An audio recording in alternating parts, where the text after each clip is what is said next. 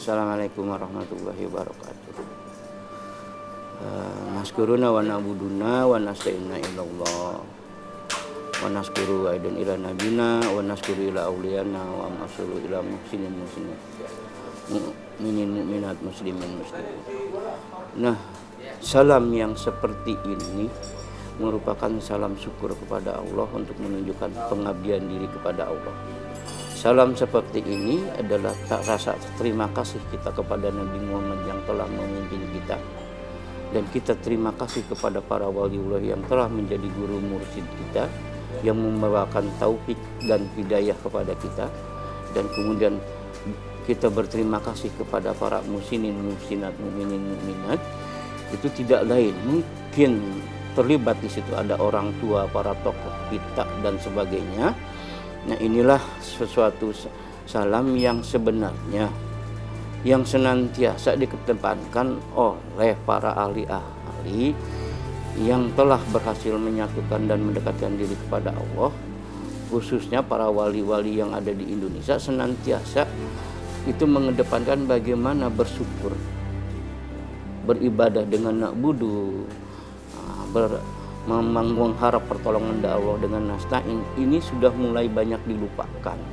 Hanya sekedar assalamualaikum warahmatullah, tidak jelas arahnya mau kemana. Nah, oleh sebab itu saya ingin coba mengedepankan yang dibangun terdahulu secara totalitas. Syukur yang pertama itu adalah perbuatan rasa, syukur kedua perbuatan ruh, syukur yang ketiga perbuatan raga. Kita lebih banyak hanya pada raga saja, rasa dan ruh tidak. Bersyukur kepada Allah itu adalah rasa, bersyukur kepada Nabi Muhammad itu ruh, bersyukur kepada para wali dan sebagainya itu raga kita. Jadi ketiga-tiganya harus kita laksanakan agar terjadi integritas atau keterpaduan rasa ruh raga yang membangun tentang keisanan, keimanan dan keislaman. Bukan hanya sekedar Islam. Nah, ketika isan iman ini jalan, berarti rasa ruh raga itu terpadu. Insya Allah, maka apapun yang diberikan oleh Allah, ilmu itu sebetulnya sumbernya semua dari Allah, tidak ada dari manusia.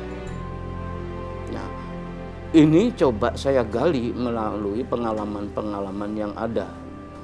Pengalaman bagaimana rasa ruh dan raga ini dibangun. Misalnya kita bergaul dengan non-manusia. Saya coba bangun itu, yang alhamdulillah kemudian saya diizinkan oleh Allah bisa berteman dengan non manusia yang namanya jin, sehingga sampai ratusan, ternyata tidak menimbulkan polemik atau permasalahan yang ada. Kenapa?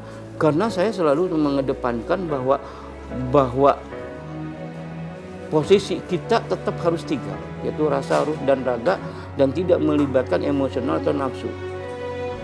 Ada dua nafsu yang menjadikan penyebab, mau tidak mau, ini yang menjadi kebiasaan negatif.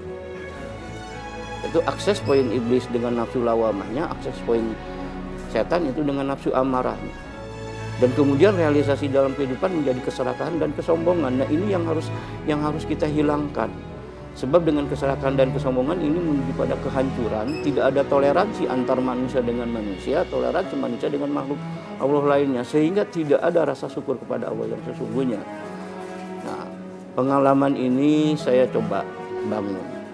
Mulai saya bangunnya di tahun 68, saya mencoba bergaul dengan yang non manusiawi. Kemudian di tahun 70 saya coba datang ke salah satu pesantren, ya kebetulan masuk kelompok pesantren Salafiyah pada saat itu yang disebut Suryalaya. Di situ apa yang selama ini pergaulan menurut kita itu benar, ternyata itu bohong.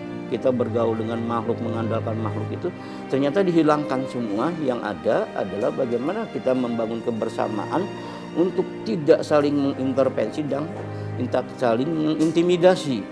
Sebab kalau kita berteman dengan makhluk tanpa punya landasan untuk bersatu dekat kepada Allah, ini akan terintervensi dan terintimidasi. Baik antara kita dengan jin maupun jin dengan kita, atau antara kita dengan makhluk lain.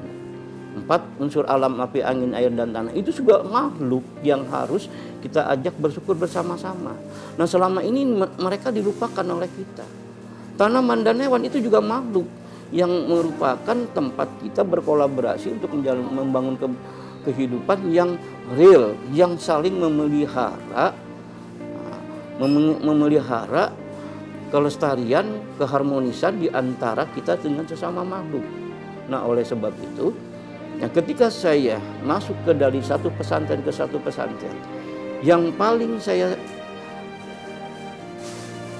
kedepankan itu bagaimana saya menemukan jati diri yang sesungguhnya, yang bisa menjalin kerjasama dengan makhluk Allah lainnya. Ternyata dari pesantren ini ada pesantren yang berbasis pada secara teoritis, dan pesantren yang berbasis pada aplikasi dan implementasi. Walau demikian itu tidak bisa kita klaim menjadi satu kesalahan, kekeliruan, bukan. Memang di sanalah tempatnya. Nah, ketika kita mendapatkan yang aplikasi implementasi, tentunya kita harus juga yang teorinya didapatkan. Nah, antara teori dan aplikasi dan implementasi ini harus kita padukan. Nah, dengan mencoba menjalankan, saya mencoba membangun secara batin tadinya di pesantren salaf. Nah, tapi saya tidak mau menyebutkan pesantrennya saja, tidak perlu. Kemudian secara lahiriah saya coba membiasakan membangun kehidupan diri dengan ke pesantren yang arahnya modern. Ya.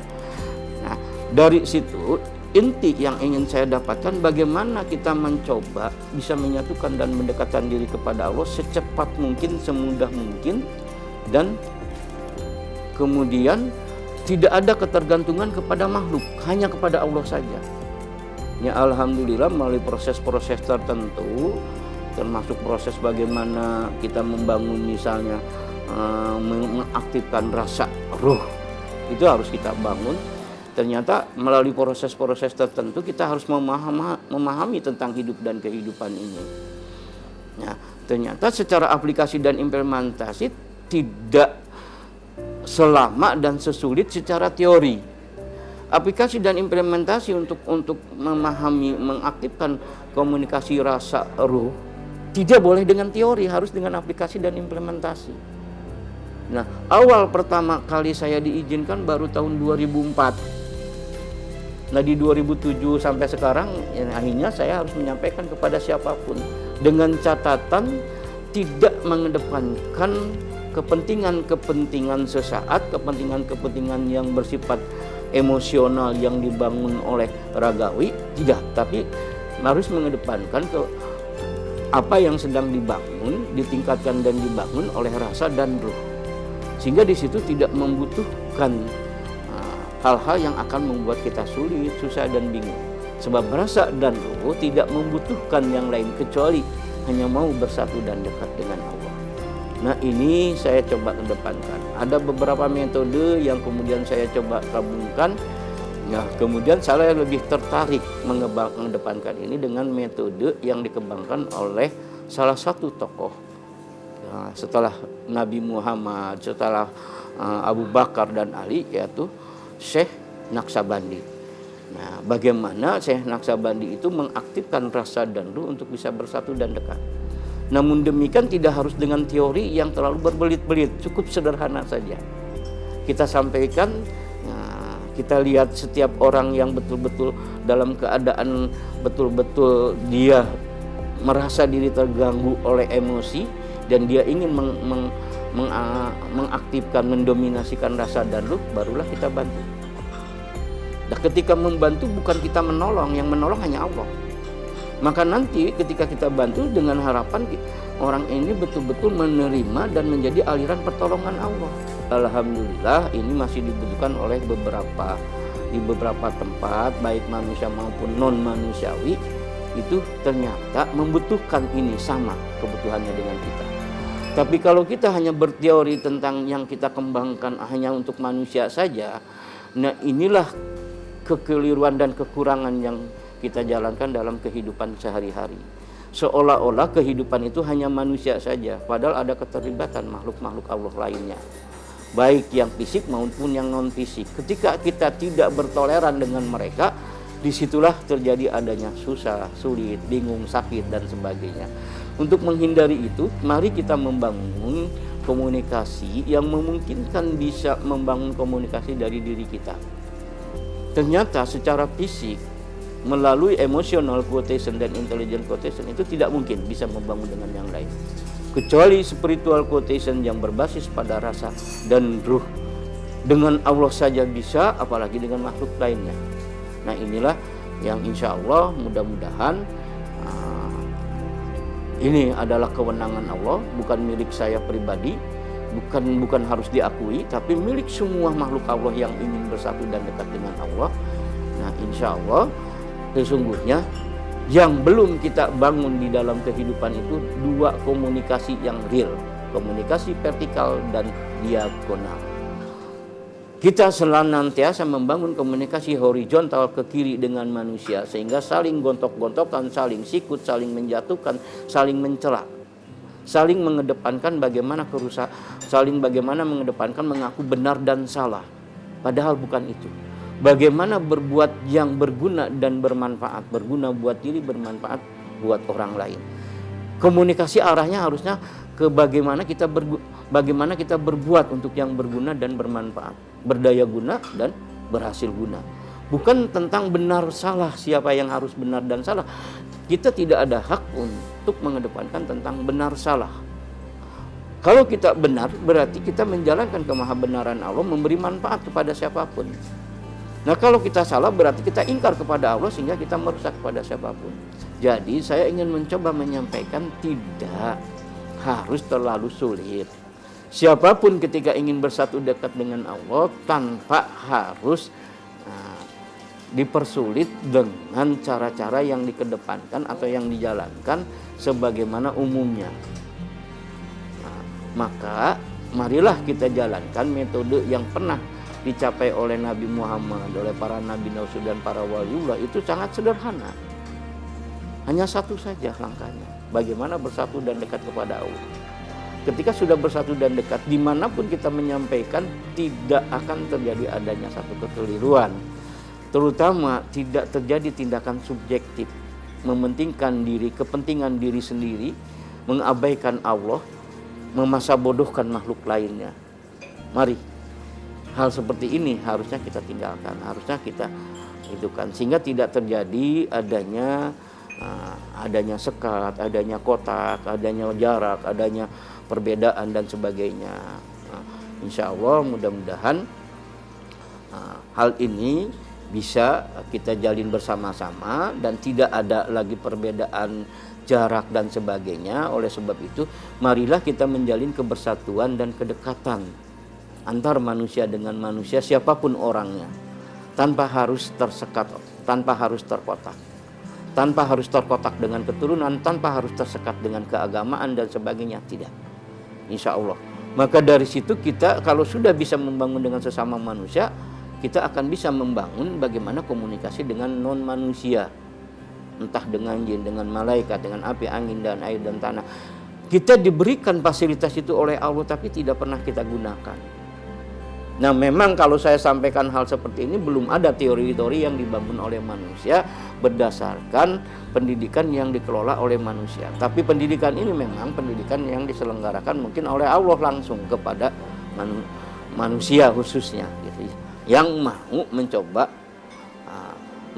menjadi murid Allah, menjalankan dengan menerima dengan rasa dan ruh dari ilmu yang Allah alirkan ke seluruh makhluknya, khususnya manusia yang menjadi aliran pertama dari ilmu-ilmu yang Allah sebarkan. Saya kira itu saja, dan karena saya tidak ingin mendepankan tentang background saya, latar belakang tentang pendidikan dan sebagainya, karena ini bukan pendidikan yang memang kelolaan dari manusia, tapi dari Allah. Dari Allah kan tidak ada riwayatnya. Harus dari mana, harus mananya. Manusia itu hanya untuk menunjukkan keabsahan menurut manusia.